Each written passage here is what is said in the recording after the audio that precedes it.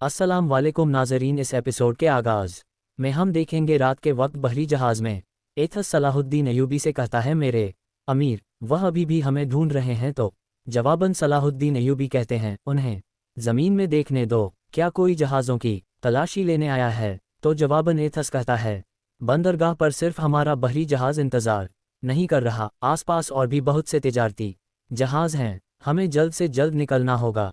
तो सलाहुद्दीन अयूबी कहते हैं, हमें इसके लिए मालूमात चाहिए। जबकि बालिन भी उनकी बातें सुन रहा होता है और फिर एथस पूछता है, मेरे अमीर, क्या उसने कुछ बताया? तो जवाबन सलाहुद्दीन अयूबी कहते हैं, अभी तक नहीं।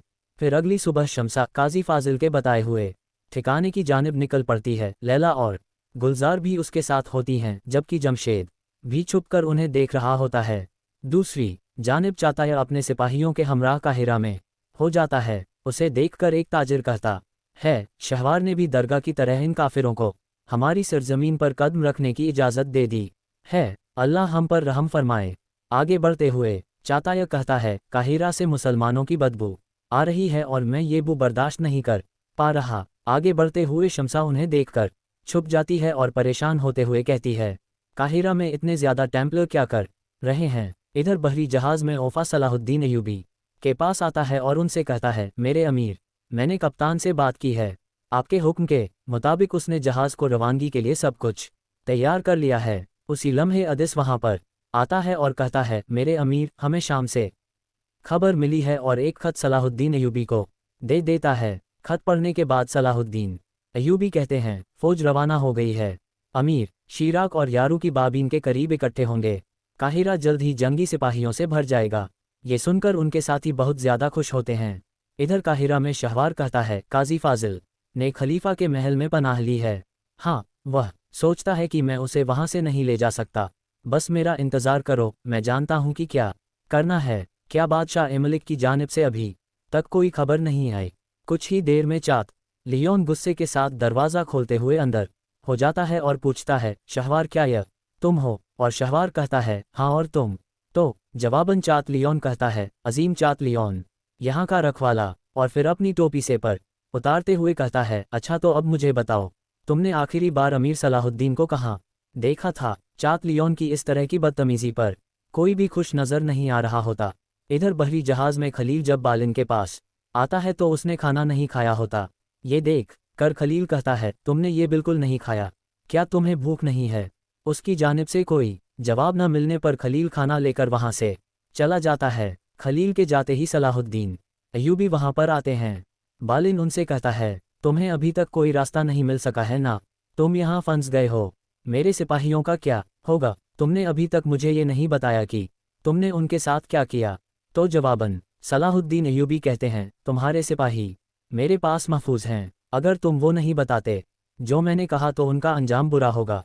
ये सुनकर बालिन कहता है, अगर उन्हें ज़रा सा भी नुकसान पहुंचा? सलाहुद्दीन अयूबी उसकी बात काटते हुए कहते हैं, उन्हें तुम बचा सकते हो।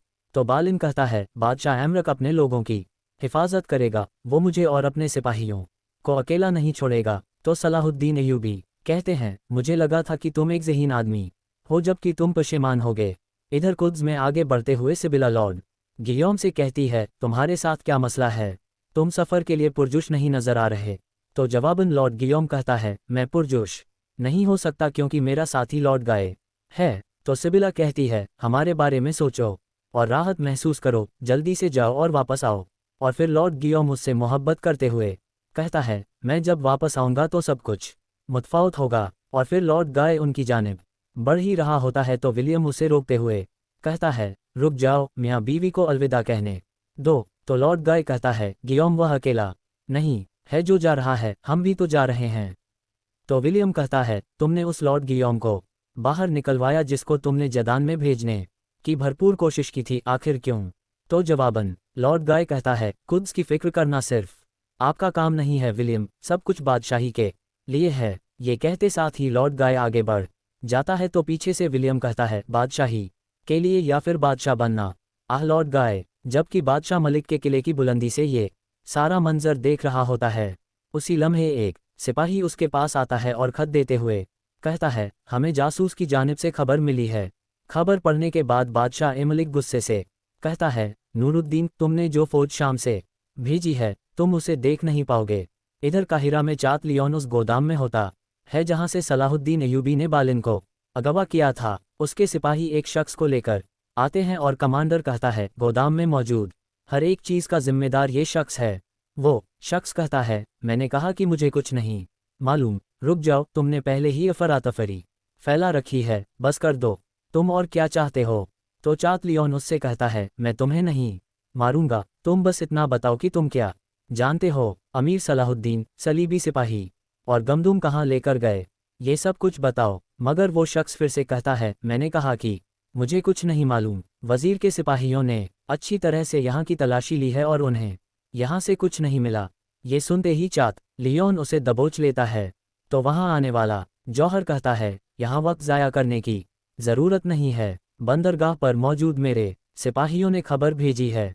मेरा अंदाज़ा है कि हमें इस बारे में इशारा मिल गया है कि वो कहाँ है। ये सुनकर चात बहुत खुश होता है और सिपाहियों के साथ वहाँ से आगे बढ़ जाता है।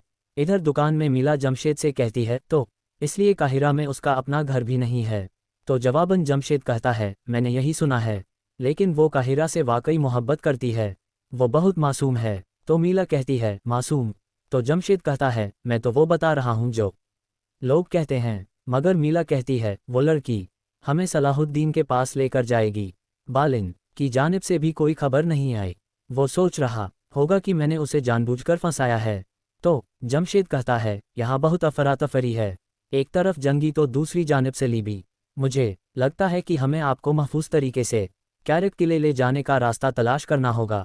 मगर मीला कहती है, मुझे महफूज रहने की कोई परवाह नहीं है। मैं उस वक्त तक नहीं जाऊंगी जब तक कि मेरे हाथ सलाहुद्दीन के खून से रंगे न जाएं। जबकि दूसरी जानिब शिराक और अमीर यारू अपनी फौज के हमराह लगातार आगे बढ़ रहे होते हैं और यारकी से पूछते हैं, क्या कारातिगिन के बारे में कोई खबर आई? तो जवाबन यारकी कहता है, हाँ, जब वो अपने भांजे की पैदाइश के बारे में सुनेगा तो वो खुशी से भागता हुआ आएगा। जैसा कि सब जानते हैं कि मलिक सालेह न सिर्फ जंगी बल्कि दूसरों के लिए भी कीमती है। मैंने शाम से निकलने से पहले एक कासिद भेजा था, पता नहीं कि वो कहाँ है। क्योंकि दूसरी जानिब हम देखते हैं कि एक सहरा में कारातिगिन लेट हुआ होता है और उसकी आवाज़ गूंजती है। दुनिया एक समंदर थी, न आसमान था और न ही ज़मीन, सब कुछ पानी में था। एलिगन उड़ता रहा, एलिगन उतरने के लिए जगह तलाश कर रहा था। किसी तरह उसका दिल जख्म से भर जाता है और फिर गैब से आने वाली आवाज़ ने उसे शिफा बख्शी। वक्त आ चुका था, उसने कहा, हो और हो गया। ये कहते ही कारातिगिन अपनी आंखें खोलता है और खड़े होकर इधर उधर देखने लग जाता है। दूर दूर तक उसके पास कोई नहीं होता, उसे सिर्फ उड़ता हुआ एक परिंदा दिखाई देता है, जिसे देखकर वो उस लम्हे को याद करता है जब जंगल में बुजुर्ग ने उससे कहा था, अपनी अकल का इस्तेमाल करो कारा। जबकि दूसरी जानिब दरियाए नील के किनारे सलीबी सिपाही एक शख्स को दबोचकर चात लियोन के सामने लाते हैं। चात लियोन उससे कहता है, क्या तुम ही हो जो बंदरगाह के जिम्मेदार हो?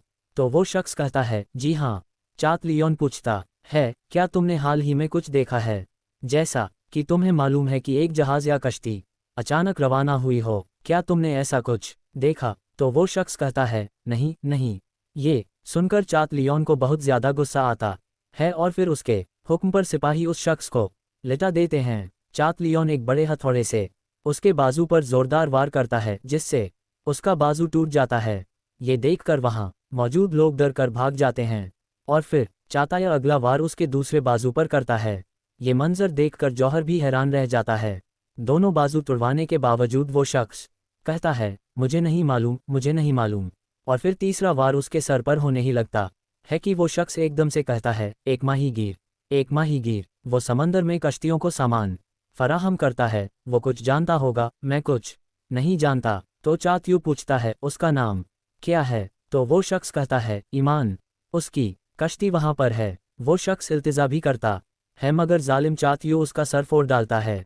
इधर सहरा में अमीर शिराक यारू के हमराह लगातार आगे बढ़ रहे होते हैं और फिर इधर जहाज में खलील एक बार फिर खाना लेकर बालिन के पास आता है। तो वहाँ पर बैठे सलाहुद्दीन अय्यूबी बालिन से कहते हैं, जिद न करो, अगर जिंदा रहना चाहते हो तो तुम्हें ये ज़रूर खाना चाहिए। मगर बालिन कहता है, मैं कुछ नहीं खाऊंगा जब तक ये न देख लूँ कि मेरे सिपाही ठीक हैं और भूखे नहीं हैं। तो सलाहुद्दीन अय्यूबी कहते हैं, तुम्हारे सिपाही पहले ही खाना खा चुके हैं। उन्होंने ये न सोचा और न ही पूछा कि तुमने खाना खाया या नहीं। और नाजरीन, इसके साथ ही एपिसोड भी खत्म करते हैं। मिलते हैं बहुत जल्द अगले एपिसोड के साथ। वीडियो को लाइक कर दें और जिन दोस्तों ने अभी तक चैनल सब्सक्राइब नहीं किया वो जल्दी से चैनल सब्सक्राइब कर दें और बेल आइकन यानी घंटी वाले निशान को भी प्रेस कर दें ताकि आने वाले एपिसोड्स का नोटिफिकेशन आपको वक्त मिल सके। दुआओं में याद रखें। अल्लाह हाफिज़।